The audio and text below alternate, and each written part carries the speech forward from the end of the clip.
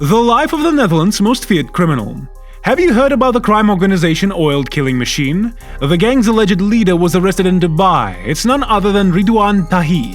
In this video, let us take a look at the life of the most feared criminal in Netherlands. Ridwan Tahi, born December 20th, 1977, is a Moroccan-Dutch criminal charged with at least 10 killings involving organized crime, drug trafficking, and heading a criminal group.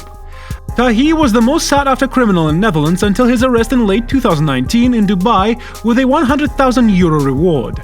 He is incarcerated in Uwasel, the maximum security prison in Vaud, as of 2022, and is the primary suspect in the Marengo trial. He is the deadly mobster that built a European super cartel with Daniel Kinahan's mob, the Italian mafia, and Eastern European gangs. However, Ridwan Tahi is now facing the most significant confrontation of his life as the authorities in the Netherlands prepare for the high-profile Marengo trial, which is likely to reach the heart of Europe's top mobs. Tahi is being held in the Netherlands following a global manhunt. He and 16 of his gang members will face charges concerning 7 murders, including that of a lawyer. The accused, termed the Morocco Mafia, are suspected of plotting to assassinate members of the Dutch court, police and journalists as part of a more significant attack on the country's pillars.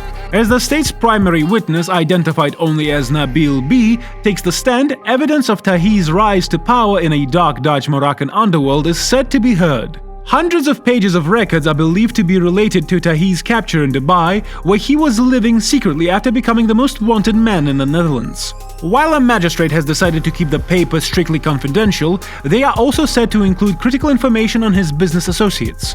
Tahi was apprehended in Dubai in December 2019 after years of hiding. During the manhunt for Tahi, undercover agents followed 2 Dutch lawyers, assuming they were supposed to see Tahi, but instead saw Irish mob boss Daniel Kinahan appear in a hotel lobby. According to sources, the lawyers were told they were traveling to Dubai to meet with the boss of bosses, a term referring to the leader of a mafia organization, who investigators assumed was Tahi. Once the trial begins, evidence will be heard about how in the summer of 2015 a man known as Abraham B was notified by police that he was being tracked and was about to be killed.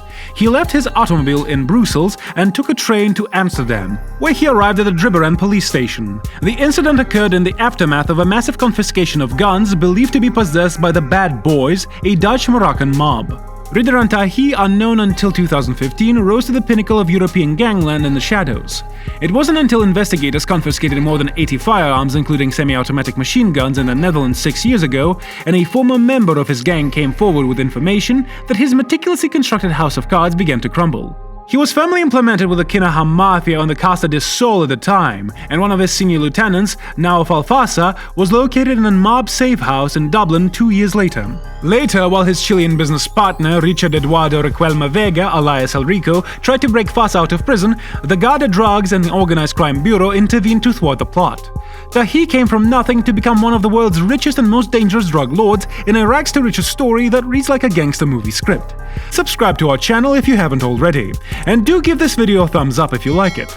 Turn on the bell icon to receive notifications about upcoming videos. Tahi has gone from street thug to drug master and one of Europe's most influential individuals on the cocaine scene in less than 10 years. The 44-year-old was born in Morocco but relocated to Vienna, Netherlands. As a teenager, he began as a street dealer and robbed to supplement his income. By his early 20s, he had moved into transportation and worked as a fixer connecting European dealers to the farmers and boatmen who brought cannabis into Europe. But he recognized an opportunity and quickly transferred the shipments personally across the oceans in speedboats. Initially, he transported thousands of tons of cannabis from Tangier to Algeciras, a Spanish port near Gibraltar.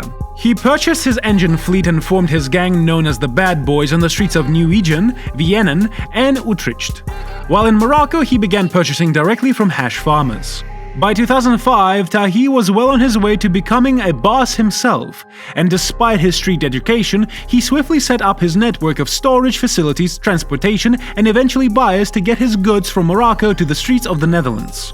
However, Tahi, like other new generations of drug barons who emerged in Europe during the 2000s from the shadows of the colossal hash traffickers who had gone before them, shifted to cocaine, which could be delivered in similar cargoes. At the same time, South and Central American cocaine barons switched their attention to Europe as a new and rising market, and Tahi was ready with his entire business network in place.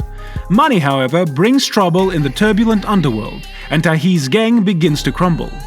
When two teams went to fight in 2012, a succession of murders began, and in 2014, Gwyneth Martha, the boss on one side, was killed. Samir Scarface Boyarichin was shot dead on the caster, with now Falfasa by his side months later.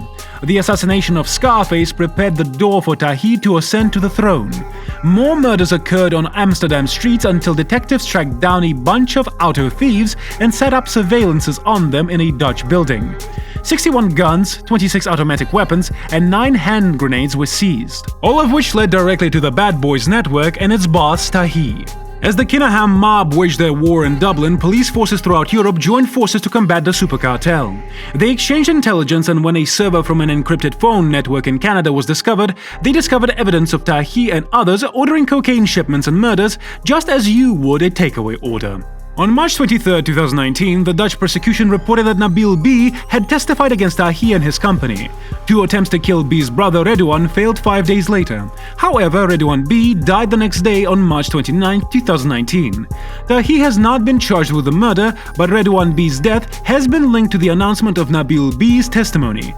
Dirk Wiersum, Nabil's lawyer, was assassinated at his house in September 2019.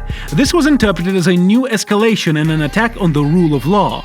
Tahi has not been charged with the murder, but the media and the prosecution believe he is responsible. Tahi is also the main suspect in 2 murders that happened in summer of 2019. The 2 victims were Mustafa F's gang members, and the Dutch prosecution believes that Tahi's group was responsible for ordering the murders. Furthermore, Tahi's 2 nephews are accused of engaging in Wiersum's assassination. Peter R. de Veres was assassinated in Amsterdam in July 2021. He was a crime reporter who confided in Nabil B. During the Marengo trial, the Dutch prosecution told de Veres in 2019 that he was on Tahi's hit list. Tahi disputed this in 2019, and Tahi, who was in prison then, denied any role in the murder. Arrested suspects, however, have been linked to the Tahi organization, and a witness testified that Tahi gave the order to assassinate de Veres in April 2019. Tahi escaped capture by regularly changing his appearance and using forged passports and visas. On December 16, 2019, he was apprehended in Dubai. Because the Netherlands does not have an extraditionary treaty with the United Arab Emirates, Tahi was deported 3 days after his detention, based on the government declaring him a person non grata for entering the United Arab Emirates under false identity. The Marengo trial began in July 2019 against 17 people, with Tahi as the main suspect. Ines Wesky is Tahi's lawyer in this case. The Marengo trial is being held in De Banca, a high-security courtroom. In the trial, the Dutch prosecution requested that Tahi be sentenced to life in prison. That concludes today's video. Thank you guys for watching and for your continued support. Please like and subscribe for more amazing videos. Here are some fantastic videos that I believe you will enjoy. Simply click on the left or right video to watch.